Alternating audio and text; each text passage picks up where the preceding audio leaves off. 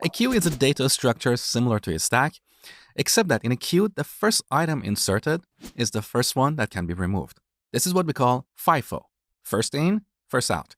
Stacks, on the other hand, are LIFO data structures, last in, first out. A queue in programming is like a queue or line of people in the real world.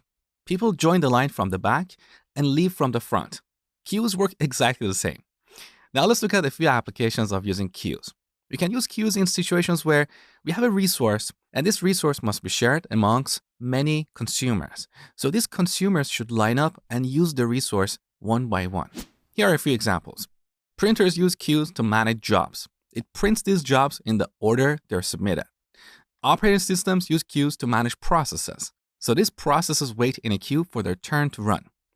Web servers also use queues to manage incoming requests. These requests go in a queue and get processed in the order they're received. Another application of queues is in building live support systems.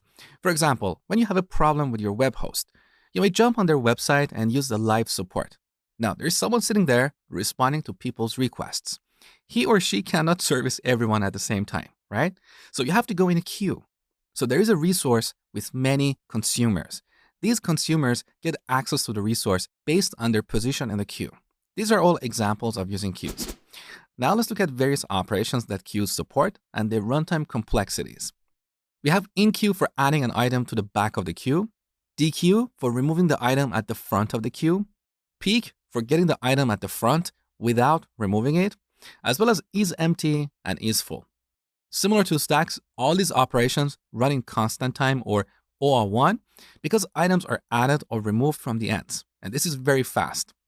Next, we're going to look at queue implementations in Java.